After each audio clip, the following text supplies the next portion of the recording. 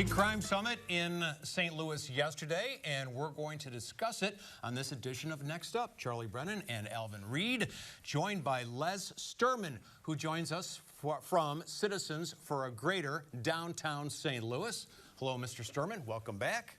Thank you. And we're also joined by Richard Rosenfeld, Professor Emeritus at the University of Missouri St. Louis, a criminologist. And we'll start with you because you last week released a white paper that was produced in partnership with the Greater St. Louis Inc. and the Regional Business Council. And Correct. You said that crime is the biggest disappointment among people in the Greater St. Louis area.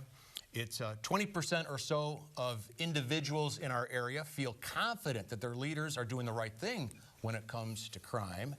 It's also hurting us when it comes to attracting businesses. And we rank number 4 when it comes to homicides in this country. Correct. Of the homicides here, 65% are in the city of St. Louis, which is 10% of the region's population. True. So that's why we had this summit yesterday. Tell us about the summit. Maybe you can give us an executive summary and your thoughts on it. Yeah, the summit led off with a summary that I gave of the evidence presented in that white paper. And there were contributions to the summit from a really, I think, diverse group of people. So there were health professionals who talked about the health consequences of high levels of violent crime. The head of BJC was one of the early speakers. Police chiefs from around the region made their contribution. Elected officials from around the region contributed. And the keynote was given by Thomas Abt, who is a criminologist, former prosecutor in New York, and currently runs a violence reduction center at the University of Maryland, and has written a book, the title of which is Bleeding Out, which it seemed to me most of the people at the summit yesterday had certainly heard about and many had read. So we'll talk about, what the summit accomplished or what it didn't. My sense is that it came off better than I might have expected in the following way. There was agreement reached by the elected officials that they would commit themselves to a region-wide violence reduction strategy, modeled off some of the programs discussed in Apt's book and implemented effectively elsewhere. I really didn't expect the elected officials to that, if you will, quickly conclude that they wanted to make a joint commitment.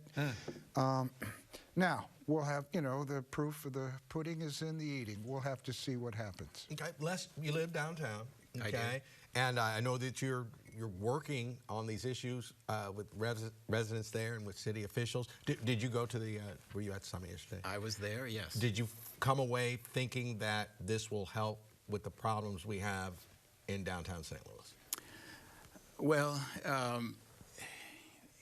not really. Okay. I think the problem, and we can talk about some of the topics discussed at the summit and Dr. Rosenfeld's presentation in particular, but much of what was talked about were trying to reduce homicides, many of which are targeted.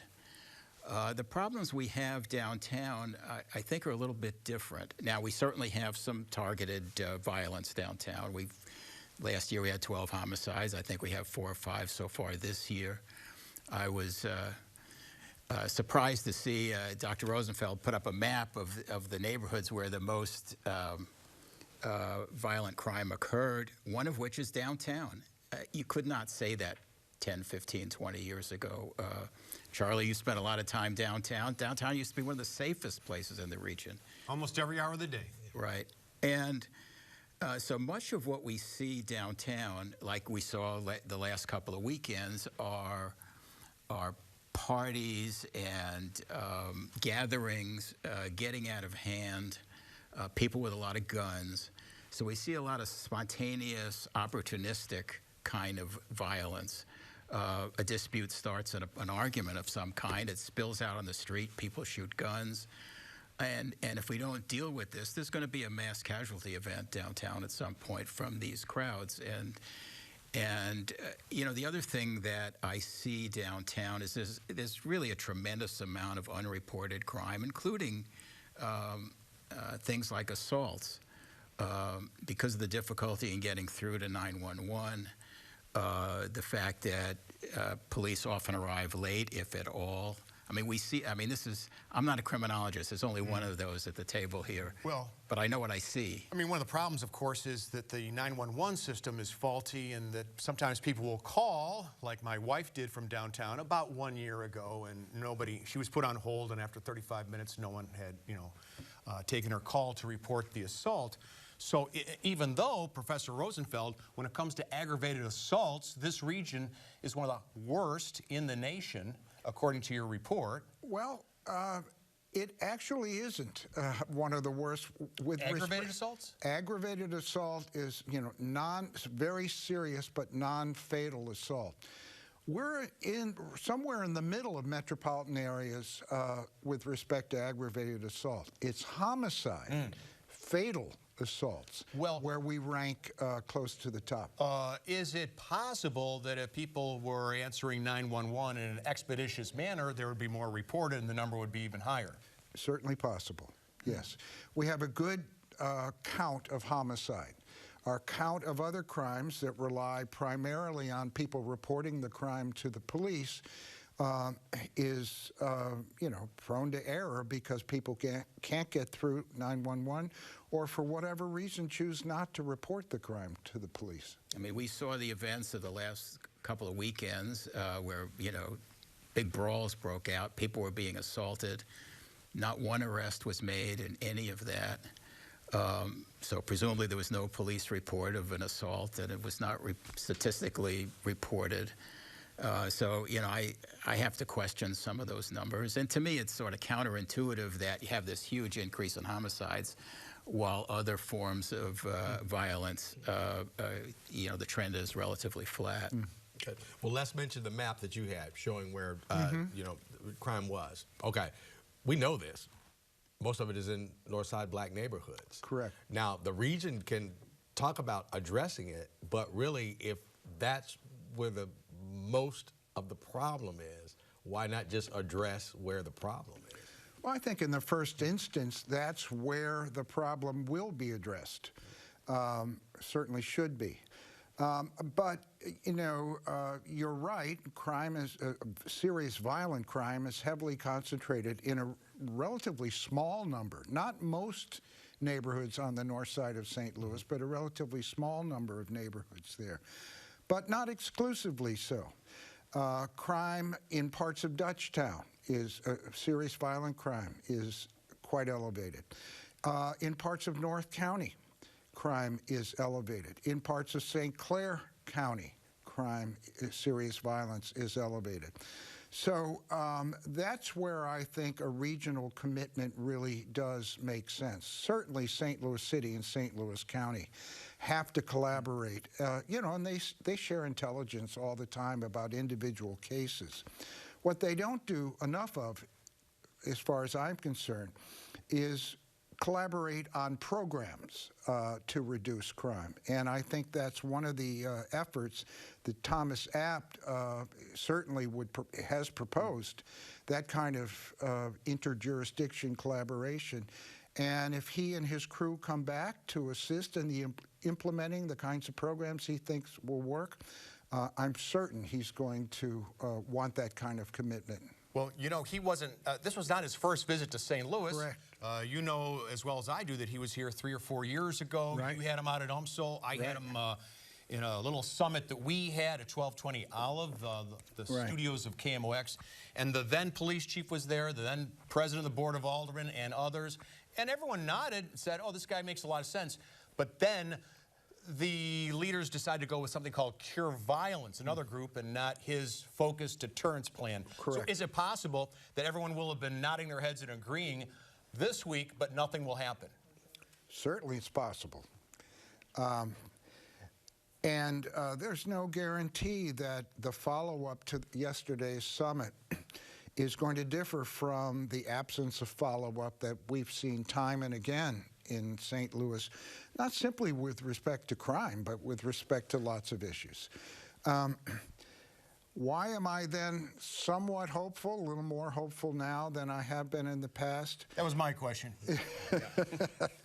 I'm hopeful because there will at least be a second part to this, to the violence reduction effort. The second part will be when Apt and his colleagues come to town. I will work with them, others will work with them to actually begin implementing the programs that he has found and others have found are effective. Now, you know, there's no guarantee after that the implementation will be sustained over time. We'll have to see. I'll certainly do what I can, but it's really ultimately up to our elected officials. You know, I think one of the issues, and of course the host of the gathering yesterday was the East-West Gateway Council of Governments, an organization that I have a little familiarity with. You used to be in charge of it for many years. Yeah, and you know, the part of the problem, not only dealing with crime, but so many other subjects, is there's really no regional platform to tackle these kinds of problems. East-West Gateway is a voluntary association of local governments, emphasis on the word voluntary. So oftentimes you have meetings like this and everybody nods their heads and agrees, says all the right things, uses the word collaboration a lot. But when the time comes to actually implement something that's going to cost them something, you know, it kind of goes back to Alvin's point about, you know, why is this a regional problem? And one of the reasons, by the way, that's a regional problem is because many of the people that are committing these acts are not from the city of St. Louis. Correct. I think the mayor quoted a statistic that only half the people in the city jail are from the city. We know that virtually everybody committing the crimes downtown is from Illinois, from North County, from all over the place. So it's clearly a regional problem, but we lack a platform to really cause action on something like this. Well, when you say like a regional platform, well, wait, I'm going to go back just to something else you said. You were saying that when it comes time to a cost, you're not talking just financial, you're talking like political too also, right? And money. Okay. Well, money's a big issue. The police officers union brings that up. They say that the patrol budget has gone from, can this possibly be true? Since 2015, from 73 million to 28 million, and the number of officers on patrol have gone from 800 to 600? The latter is certainly close to the truth. I would question the former. I mean, what, a 2/3 reduction in the patrol budget? 78 to 28, something like that, yeah. Well, Yeah, that requires some scrutiny, I think. but Major Ryan Cousins, when he had a press conference a week or so ago, said, yeah, they were kind of short on officers, so they had to send some to Cherokee. When they sent them to Cherokee, there weren't enough for downtown. Right. And in published reports today, I think it was the Post-Dispatch, Chief Robert Tracy said the same thing, that, well, that's what he came to town with. That's what he's got to deal with. But we definitely have fewer commissioned officers. Yes. And it seems as if we have fewer officers on the street right now. Yeah, and that's certainly something we have noticed downtown. And you know, the downtown captain and rank and file talk to us about that all the time. I mean, they can patrol as long as the 911 calls are not coming in. Once those calls start coming in, if it comes in the north part of the 4th District, which includes downtown, those officers disappear. If nothing else is going on, they can go on patrol, but that's, you know, that's fewer and fewer. Well, if I may, downtown businesses, perhaps your organization as well, have hired private security to supplement city police. How is that working out downtown? Is that helpful? I am not a fan of the private security. There are a whole bunch of reasons why, but you know, in part because, you know, they emphasize visibility. But, you know, I see it. I mean, I can see it with my own eyes. Visibility doesn't mean anything to a lot of the folks that are committing these acts. I have not seen these same private security folks getting out of their cars, intervening in an incident, they call the cops. I mean, they call the real cops. Now, I know that businesses downtown are trying to put together another proposal to, to produce more, to take a kind of different approach, using more city cops, which may be effective. But no, I'm not a fan of the private security. I'm going to use an example, and the first time I had it explained to me in Memphis, just in the Beale Street area. Now the FedEx, their basketball arena is there. Downtown hotels. Okay, there's police everywhere. They're like just 2 or 3 police on like every corner. And I asked, I said like, so on Friday or Saturday, are they being paid overtime? And it was explained to me that this is kind of like an entertainment district police, and that the police officers you're seeing are not all Memphis police officers. They're from all around the region, if you would, and it's just a chance to work, be paid. But there are just so many police officers that it seems to me that kind of quashes things before it gets completely out of control, like it seems to some weekends here in St. Louis. Are you familiar with that kind of thing? Are you, or, I wasn't, well, I've been around Beale Street in Memphis, and I certainly experienced the same thing, a lot of cops around. Yes. You raise an interesting point. If one is serious about a regional approach to our crime problem and to the problems downtown in particular, it would be interesting to ask whether police officers from outlying departments might provide officers to supplement the officers from the city police department, especially in the downtown area. And I don't know who's going to pay them, and it's easy for me to spend people's money or print it, but yeah. Well, we do already see that, if you go out of a Cardinals game and the cops that are helping across the street, many of them from St. Louis County or other county departments. So there is a certain amount of that already. I will say that downtown, again, downtown is a very different environment. It's complicated because you've got conventions, sporting events, residential, retail, restaurants, offices. It's a complicated environment to work in. And, it requires a lot of cooperation to make all of this work together. And certainly more police presence will make a difference. But, there are, what commonly known as problem properties that are attractors for people that create, that are disorderly and create some of this violence. And the city has the regulatory ability to deal with this. They just need the will to act. Well, you have a 5-point plan, which takes a look at, when I say you, I'm talking about the Citizens for a Greater Downtown St. Louis, takes a look at problem properties, takes a look at the homeless and the streets and the liquor regulations. There's a 5th area there I'm forgetting right now. Traffic enforcement. Traffic enforcement. Has any elected official or appointed official or anybody embraced your 5 points? And I think we've had a couple of the downtown aldermen certainly embrace it, but it hasn't really been embraced by the city administration or the police, at least not publicly. And how about your white paper? What do you ask for, Professor? Well, we were talking earlier about the absence of a regional platform for, that would coordinate the collaboration that everyone seems to want. In the white paper, it is proposed that a region-wide Office of Violence Prevention be established. The city has such an office, so do other jurisdictions in our metro area.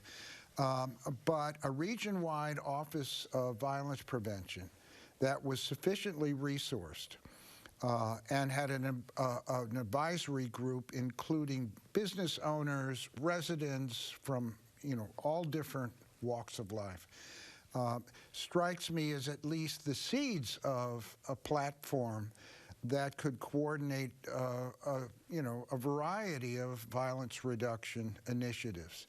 So that is part of that is a recommendation of the white paper. We'll see if the elected officials take it up. Was there anything that you learned yesterday that you didn't know? And I'm asking you the same question, Lynn.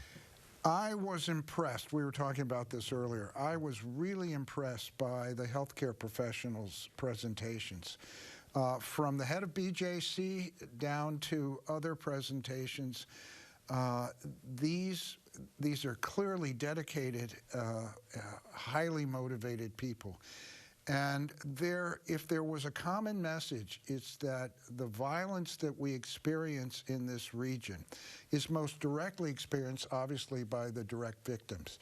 But the victimization reverberates out in the form of trauma that affects others close to the victim, others in that community, and in particular, children.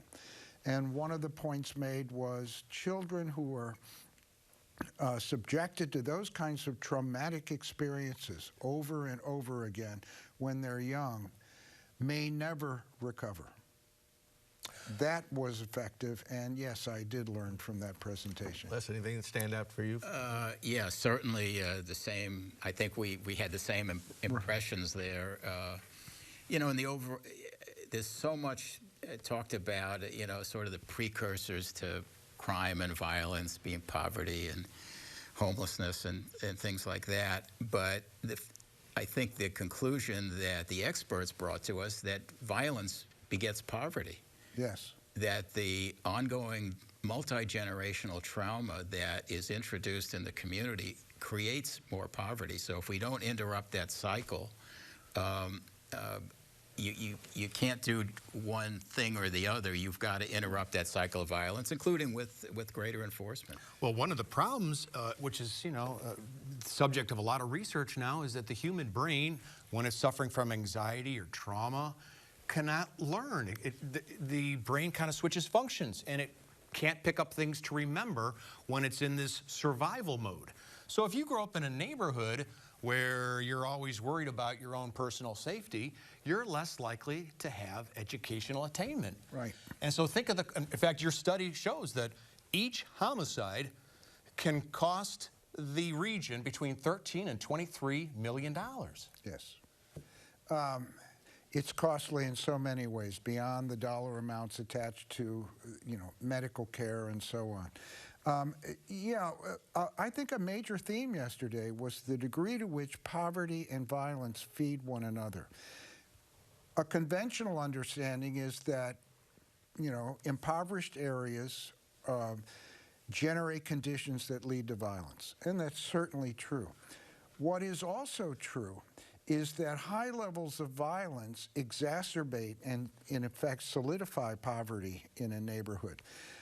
A neighborhood with high levels of violence loses population. And the people who are, in the first instance, who leave are the people with better prospects. They leave behind a more impoverished neighborhood, more vulnerable to high levels of violence. A neighborhood with high levels of violence does not attract development. It retards development. And so that was a major point that Abt made, and others did as well. Of course, we have to keep our eye on the 8 ball and reduce poverty in order, in the long run, to reduce violence. But in the first instance, we have to bring down levels of violence so that communities are not continually emptied out and become more impoverished, more vulnerable as a result. Is there anybody doing a job that we could emulate? Was that brought up at all in any city, like near our size, I would say? Yeah, well, there are several cities that seem to have a better handle on their violent crime problem than we do. I would point to Dallas. Now, Dallas is considerably larger. But there, you know, violent crime remains a problem, but it's not at the kind of acute crisis level that it is so often in St. Louis. There's a very, very effective police chief in Dallas who makes strong use of evidence-informed policies and strategies in the policing that is done there. And that seems to have really paid off. So there's one example. Abt has worked with Abt and his group have worked with Boston and Knoxville as other cities, and we'll have to see as those programs get implemented in those places the degree to which they have an effect. I think one of the bigger problems is bringing some of these programs to scale. Yes. I mean, so many of them, you know, small demonstration in one neighborhood, and then, you know, the evaluation may be ambiguous. we have to create some scale. We have to create a sort of a programmatic framework that can be scaled up and, through some regional platform. Right. And I think that's key to really changing things, not some of these sort of high-profile demonstrations that people do. Can I ask you, last time you were on the program, you mentioned that your family was encouraging you to move out of downtown St. Louis. What's the latest there? Yeah, they continue to encourage us. My kids can't figure out what we're doing in downtown every time there's a headline. Mom and Dad in their 70s living downtown amidst all of this chaos and mayhem. It's an ongoing discussion. It's really two sides of the coin. We love living downtown. There are so many amenities and opportunities. My wife and I, particularly in the pandemic, walking was our major, recreation. Walking down to the Arch every day, and everything is there within walking distance. On a beautiful day like today, we were eating outside at a nice restaurant. We love that, but in bed at night listening to gunshots is a very different impression. Well, I encourage people to go to Twitter and get your 5-point plan for downtown St. Louis. And I know at the Greater St. Louis Inc. website, we can get your 30-plus page white paper. Correct. On crime in the region. Correct. Thank you Does it for have a synopsis at the front, maybe that we There can. there is an executive summary at the front, and it's maybe a page and a half. Professor Rosenfeld, Mr. Sterman, thank you so much for joining us. Thanks, everybody. We'll see you again next week.